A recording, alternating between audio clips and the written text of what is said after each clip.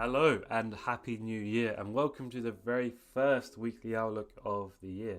Apologies, it wasn't done yesterday. I was with family last night, so I didn't have the time.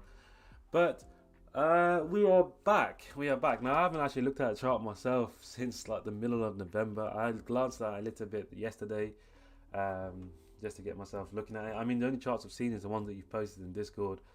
But I've enjoyed the break. It's been a lovely break from the charts, to be honest. I don't start trading until like the second or third week of January. I just need to, because it's been so long. I just need to observe price for a little bit just to make sure I know what I'm seeing and I'm confident again. Well, I don't think confidence really disappears in that case, but I just need to make sure that I know what I'm doing. I also was thinking about trialing to trade GU. I just need to check what it's like on Vantage, or I might need to I go back to IC or try another broker just to be sure. Because I know that the spreads on GU does fluctuate a little bit on Vantage as opposed to EU. But since I've got the time and I fancy a little bit of a challenge, I thought why not? I could try.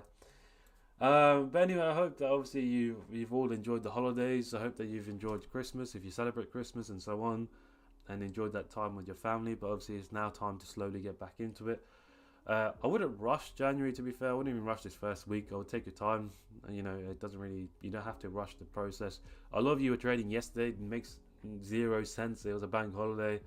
And if you're questioning why the spreads were so high, it's because it's a bank holiday. So honestly, there's no point. A lot of you trading went through Christmas as well, and noticed that spreads were quite high as well. I mean, it's expected. You're doing it to yourself at that point. Anyway, also that we've also made some changes to the teaching style for 2023. I think, as I mentioned, I will make some changes to phase 2 and phase 3 and phase 4. But I'll do that over the next coming weeks and next coming months even. I'll do that slowly. I don't think I need to rush that process because the content is going to be exactly the same. I'm just going to take my time to do them, because especially for like the entries, I want to find like nice and recent entries that I can show for the course videos. Apart from that, there hasn't really been much change. If you're on the course program, nothing's really changed for you as such. You just had the updated videos, but in terms of the structure, that hasn't really changed. But yeah, for the mentorship, yeah, that the teaching has sort of changed, and the way that Discord is structured has slightly changed. But I hope it's changed for the better. I hope you guys enjoy it. Now, as for the weekly outlooks, obviously I said that I will continue doing them. However, I'm not obliged to do them every single week. I'm going to do them at least 2 or 3 times a month if I can. I don't really feel like I need to keep doing that, because I think with the rule-based edge, the analysis will be the same anyway, so it doesn't really make a difference. But I think a lot of you found value in the topics that were discussed, which I gathered from the feedback, which I didn't realize. I think naturally I just end up speaking about things which I didn't plan, because I don't plan any of the videos really as that I do. It was just it's just whatever comes to my mind.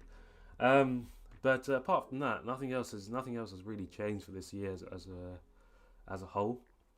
A question I had actually before I start this outlook is why we don't use the monthly and the weekly charts.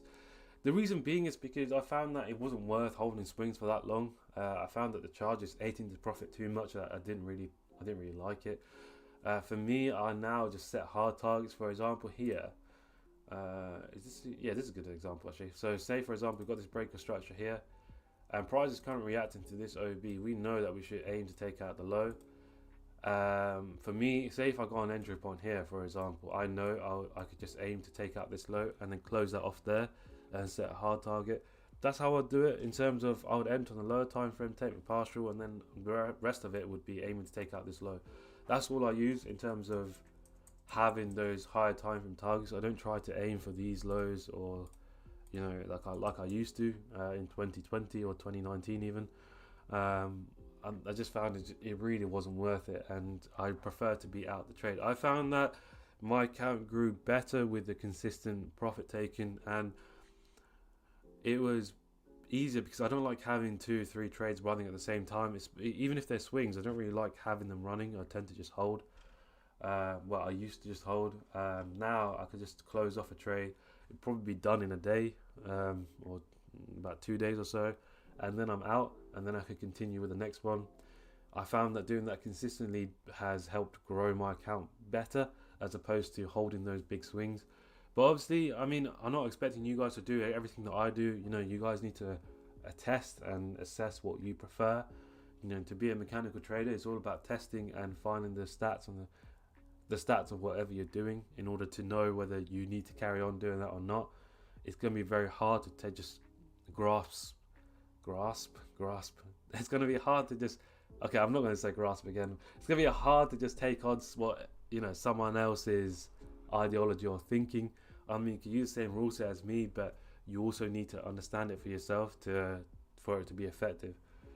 You need to understand how it works for you, because some of you may prefer holding those trades because for you, like from here to here, it may be better for you time wise. And if you're happy with the profits being eaten into by the charges, then fair enough. I mean, if you're in a sell position, you may be lucky with positive swaps, but yeah, I'm not into that anymore. It just doesn't make sense. I'd rather be in and out and be done with it. So that's why I don't use the monthly and weekly charts. I don't feel like I need to. The 4 hour and daily is enough for me to give me those intra week. Is that the word? I don't know if that's a word, but intra-week targets, or intra-day targets even. And that's more than enough for me. But again, by all means, if you want to follow those higher time frame moves, then go for it. I just didn't find it to be overly worth it for me. And even then, I think we also need to be realistic, because I think taking those small compounds, well, I say small, they're not even small, but taking those compounds of like 5R, 10R, I think there's a lot of you who aren't appreciating what you can achieve from taking these partials, because trading is a long-term game. And if you could take like 5R, 10R consistently, it's insane. Over a year, over a month even, it's insane. And I had a discussion with a few of you, because I know there's some prop firms that give you 500k accounts, and some of you were complaining that you can't use 100 lots. Thing is, if you're using, say you got a 500k account and you say you're using, I don't know, 0.25 risk, and you got, say, a minimum stop loss of like 2 pips, for example, you can, or 1 pip, let's say 2 pips, you're probably using a lot size of what would you be using? Around 60 lots, around 60 between 60 and 65 lots, something like that, right? And say a 1 to 10 is about 10k. Now, how much more do you require? How much more do you need? I think a lot of you need to appreciate the value of money, and also need to appreciate what you can achieve in a short space of time. For example, if you want to aim for, so you got a 500k account on a prop firm, and you want to aim to get 100k off that, which is fine. It's not a problem. You need to be skilled, and you also need to be structured in the way that you're going to achieve it. However, if you're aiming for that 100k on that first trade, what's the point? You're trying to hit home runs straight on every single trade. There's no point. You can hit 10 trades in the month of 10k and make that 100k, and it'll be less stress. The reason being is because you're taking less, you're using less risk. You may be, obviously you're taking more trades, but you're using way less risk, and it's better for your psychology to use that little risk, because for a 500k account, you don't need to risk 1%, you don't need to risk 2% even. Or I need to say it the other way around. You don't need to risk 2%, or you don't even need to use 1% even. You can be happy with 0.5 or 0.25 or even 0.1% because of the size of the account. There's no need. And it doesn't matter how good you are, as in you could be a good trader. I mean, for example, when I scaled that account in 2021, so I started with 25k. When he got to about 500-600k, I dropped down to 0.5 risk, and then when it went to like 800-900, I went to 0.25, and then when it went just over a mil, I went to 0.15% for some of the trades by end of the year at that point anyway. But the thing is, you need to appreciate that you can make a lot more from using smaller risk. It helps you maintain the account for longer, especially if you're using a funded account, because obviously for me, I don't use a funded account, so I don't really have that restriction. But if you're using a funded account, you also need to think about the longevity of it. You want to extract as much as possible from that to fund into your personal account, and also keep some for yourself, because you need to pay yourself at any point that you can, because you need to remind yourself that you can make money from trading, right? But please have some appreciation for the skill that you have, and understand what you can actually make if you just thought about it a little bit more realistically, if that makes sense. You don't need to be aiming for like hundreds of thousands a month, because realistically you don't. I mean, I don't know what your lifestyles are like, but you don't need that to live. I mean, you really don't. I don't know what you could possibly be doing. Obviously, I understand obviously what you see on social media, especially like what you see on TikTok, for example, of like having and using this much capital a month and spending this much a month. But realistically, just because you see the stuff online doesn't mean you need to do it. And also, you need to be realistic to you in terms of like, would you be happy with your 3k a month or 4k a month, or even which you can easily achieve from a 20k account, 50k account, 100k account. You don't need that 500k or even a million account. You don't need that. Obviously, the bigger the account, the easier it is, but you also need to appreciate what you can achieve. You don't. I mean, who needs to make hundreds of thousands a month to sustain life? I mean, you don't need that unless your family is obviously massive. Then, I mean, even then, I don't know. It just baffled me that I was having loads of these conversations, and I've stopped entertaining them now, because I can't change your minds if you're already thinking like that. Even me saying this now could be just wasted, but I think just have a bit more structure to what you wish to achieve. I mean, you could strive for making like six figures a month. You can strive for that, but if you're in the phase where, if you're in the phase where you're trying to grow, you shouldn't be aiming for that from the get-go. You should be aiming for that as a long-term goal, but you should have short-term goals of, like, how can I say this? If I was in a position where I didn't have any savings, if I was in a position where I didn't have any savings, I was working full-time, and I had access to a 100k account. I was taking home from work. I mean, let's base it off my initial salary when I first qualified. I was taking home about 1,500 for after tax and everything, which wasn't bad, to be fair. I would have been happy from trading. I would have been happy making that 2-3k a month. I mean, to be fair, it's kind of a real story. I mean, I was happy with making 2-3k a month. That was enough for me, and I was making that from 15-20k account. And then when I got funded from my broker, I was still happy with making 2-3k a month. Obviously, it was a bit easier, and I was able to make a little bit more. But my risk and everything didn't change. I stayed exactly the same, and I never set myself a target of what money I wished to make. It was more about just following the process. But in terms of the risk tolerance and what I was aiming for, that never changed. I was never aiming for a set amount of money. Even say I was funded from Axie 350k, and I was never aiming to hit even 10k a month. I mean, I had 10k 10-15k a month from that account, but I wasn't aiming for it. It's just something that was gradually just happening. But for me, I had to make sure I was paying myself until I was at a point where I am now, for example, I can happily risk that much to make 100k back in a month if I wanted to, but I don't need to, and I don't want to. It doesn't make sense, and I still have that value for money. And I think we always need to value your capital. It doesn't make sense. I don't really want to risk any more than I need to make any more than I need to, if that makes sense. I don't need to make 100k months, even though I can, if I really put effort into it, or if I used a little bit more risk.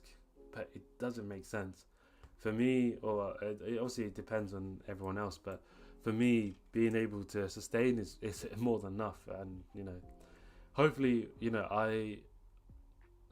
I can assure you that you will all get to that position, but I think there needs to be a bit of realistic thinking from some of you, especially those who questioned me on those 500k accounts or even 100k accounts. It wasn't just one person. It was several of you having those discussions. I was having those discussions with. Literally, it makes no sense. So just be realistic with what you're aiming for. Anyway, I know I waffled a little bit, and I'm sorry. Let's get on to AU. So daily, as we just mentioned, we did have this breaker structure here. So breaker structure happened here, and we're aiming to take out the lows, which is a bit obvious, and we're reacting from this OB here. So once it breaks, obviously have bearish order flow. So we already know where we could target. I mean, 4 hours doesn't really change or do anything different, I suppose. The only thing the 4 hour does, breaker structure. I mean, we need to have a confirmed low, and then we got a new POI that we can trade off. But it looks like it's probably just going to plummet, but we'll just have to wait and see. Given the hourly, exactly the same thing. I mean, we just have to wait for a pullback to happen, and then we can have trade off the reaction of that. So for this, obviously we're looking to play bearish, but bear in mind this is only bearish intent on that daily. Overall, it is bullish. So it could be the fact that this could just be grabbing liquidity and continuing higher, and this could just be a false reaction. But even these false reactions on these higher time frames, you can still grab plenty of risk to reward on that move down. You know, like for example, I mean, you could probably find a 4 hour long somewhere. So when it broke was here, the high was here, broker structure. I mean, there's a 4 hour long somewhere along here to continue, and you know, there's always long and shorts that we need to be wary about. But just bear in mind that, you know, this is only intent. It's not confirmed until we have obviously the two rules to confirm that price is bearish. Price only just turned bullish around here anyway, because price was originally bearish at this point. But apart from that, there's nothing really more that I need to say on AU itself. GJ, I can't remember if this was the order. It doesn't seem like it. Anyway, so GJ, let's follow on from structure. So we create the high from this low.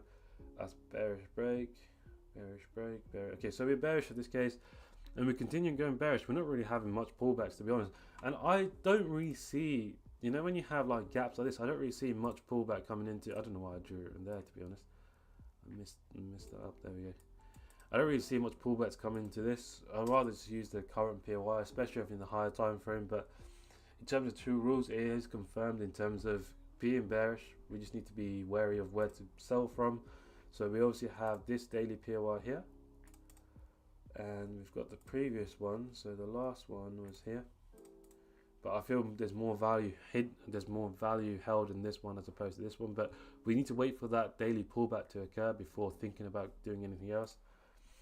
4 hour, I mean, 4 hour doesn't really change the story as such. No, it doesn't change it at all, to be honest. In terms of refinement as well, I mean, it's not even the cleanest refinement there, and nor is that. So I think if you're in that position, you're better off just using the 50% of this or of your OB that you mark, or just use the whole thing, depending on the entry requirement that you're looking for. For me, if I was using the inception model or disruption model, I wouldn't really worry about over refining too much. I would just be doing my, for me, okay, I need to speak about this actually in terms of higher time frame plays, because just because we haven't been trading higher time frame doesn't mean it doesn't work. You need to think about in terms of the only difference is that you're trading off a higher time frame POI. But for me, I'll still be doing my 1 minute or 15 second to 1 minute disruption, and then you entering off that 1 second. I'll still be doing that. It wouldn't make a difference. The only difference is just a higher time frame POI as opposed to doing a random 1 minute disruption, for example. So that doesn't change at all. Next we have is GU. Christ, where's this drawn from? Ages ago, and price never came back. Okay, so what do we have here? So now we've just seemed to have broken bearish, so we've got this range, and we're just creating, the low was created as this high was made, and we're going on to create a new low. So what we have now, we have this POI here as the IM, and we have this POI potentially as the SR. We just need to have this low to be confirmed before doing anything further. But that is just confirmed that price is now bearish. That should be our overall direction.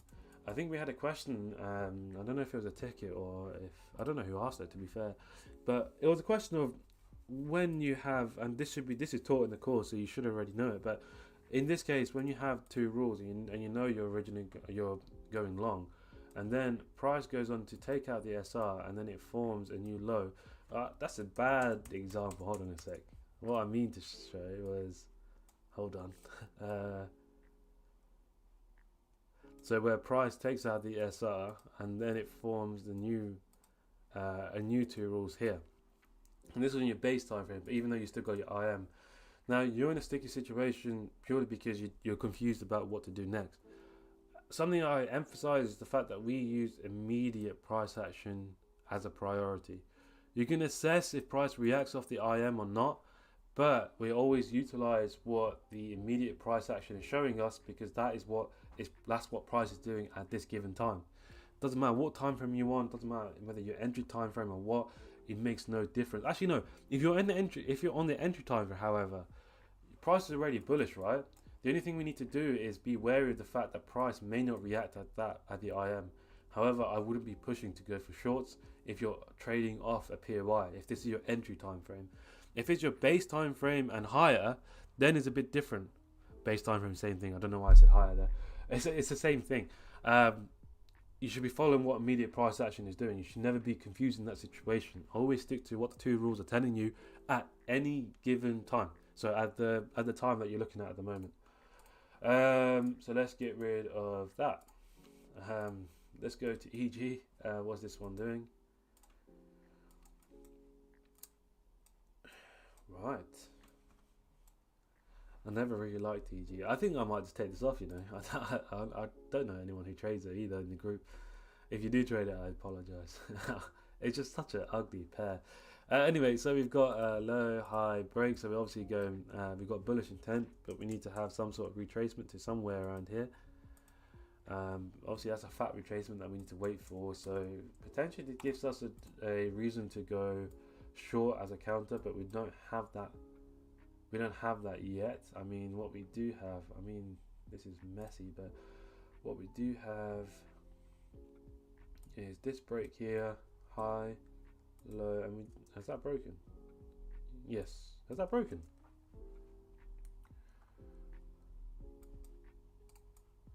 Sorry, I was trying to move that to get rid of the brush, but it has. No, it hasn't. It hasn't yet.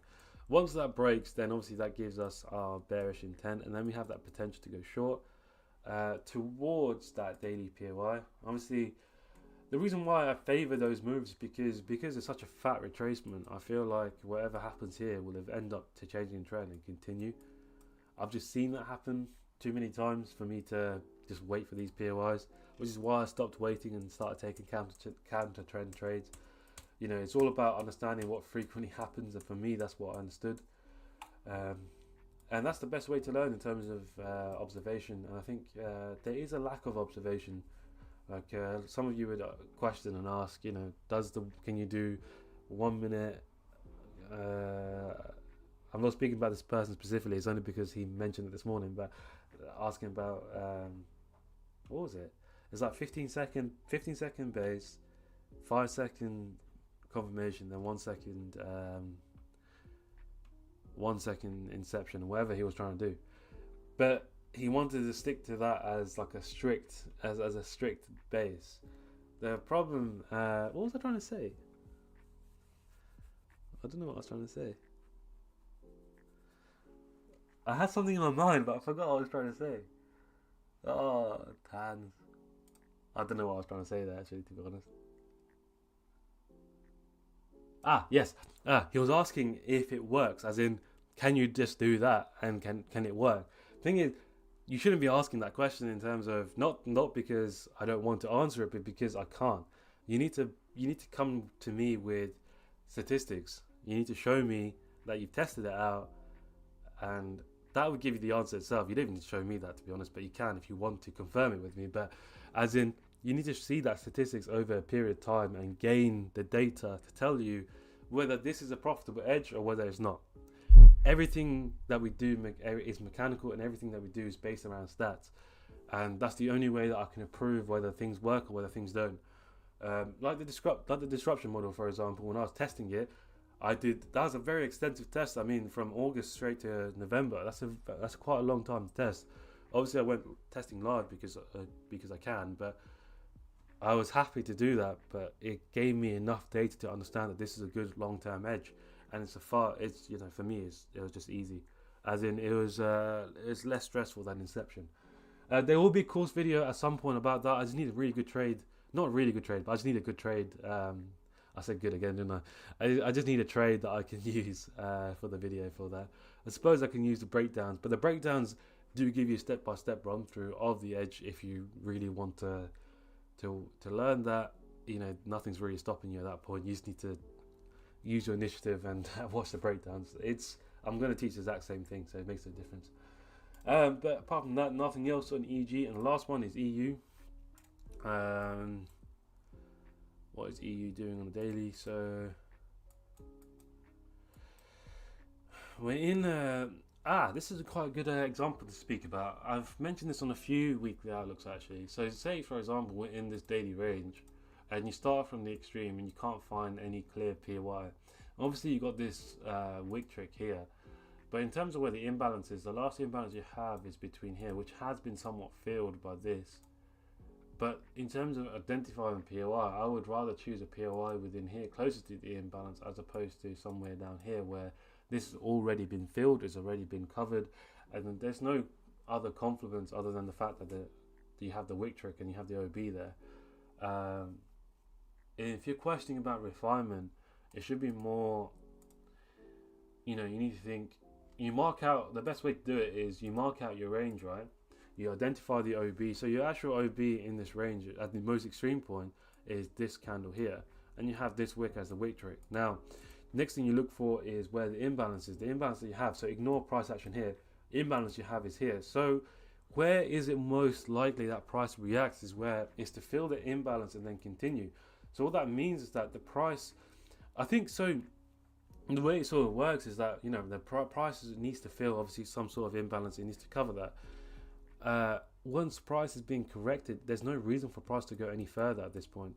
I mean, it can obviously go to this wick trick, which is possible. But if you get a reaction here and you haven't highlighted that, don't be surprised, because the reaction there, it makes sense. Doesn't mean that the OB rules necessarily change, and I know the refinement should be within the OB rules. Within the OB itself, but that's a bit different. So, because that often comes up in terms of the OB itself. So we have the OB here. We can refine it to the next candle, and then so on. But say this is the OB, and your next candles are like here, and then you got this little one here, and you refine it to this one. That's fine. That's within the range. This level of refinement, in terms of, let me get rid of all this. In terms of using the point of refinement, and not point of refinement. In terms of using the last point of imbalance, it makes sense for that level of refinement, but it's a different rule set in terms of understanding whether it needs to be within the range of the OB or not.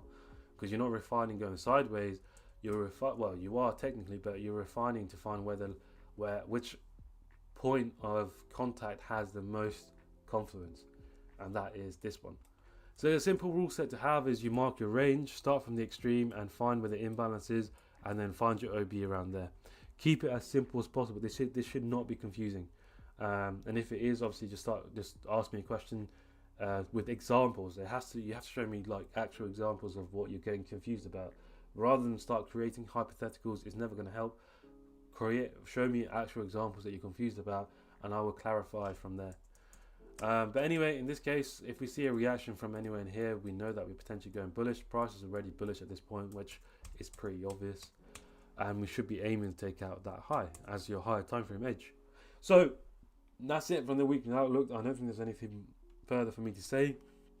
I'm sorry for waffling at the start. It's been a while since I've done a video, and it's quite nice to actually do one, to be honest, as in to do an outlook. But I wish you all a prosperous year ahead. Obviously, stick to the rules, stick to the plan.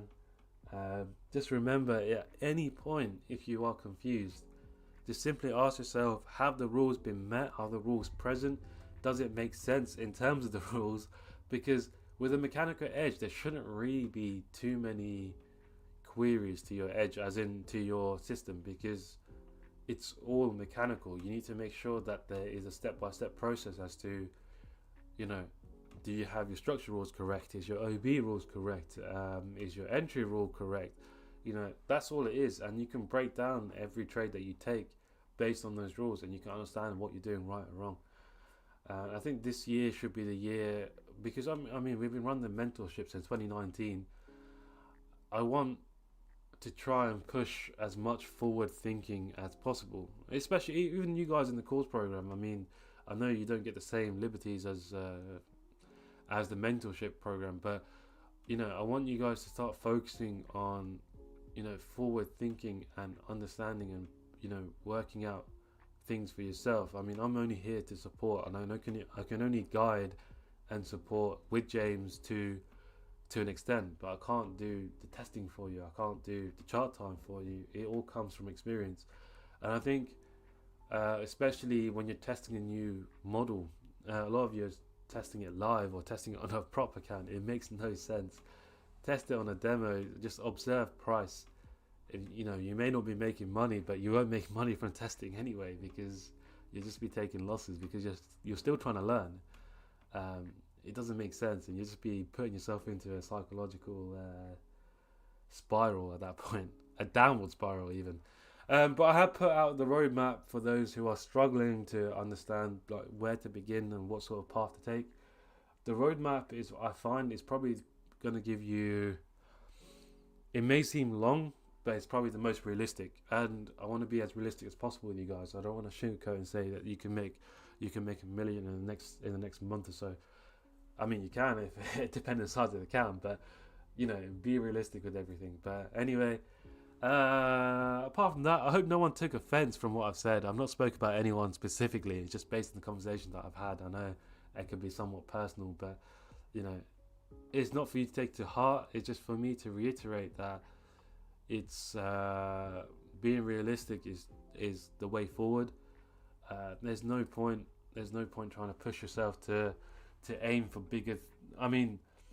Aim for unrealistic things. And you need to think about short-term goals and long-term goals, and achieving those short-term goals will give you a better psychological benefit, as opposed to having that 100k a month target and not achieving it, and you're only hitting.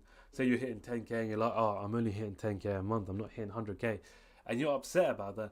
It's cool to be upset about it, but you can be upset that you're not achieving that 100k, but you also need to appreciate that you've just made 10k. So if you know what I mean, if you're not showing appreciation to that, then you know you need to think about, you need to rewire yourself in that case. But anyway, I hope you have a great week. As I said, I will start trading probably next week or the week after, depending on how I feel. Apart from that, there's no other changes that I need to discuss. Anyway, yeah, take care of yourself, and apologies for waffling on this one.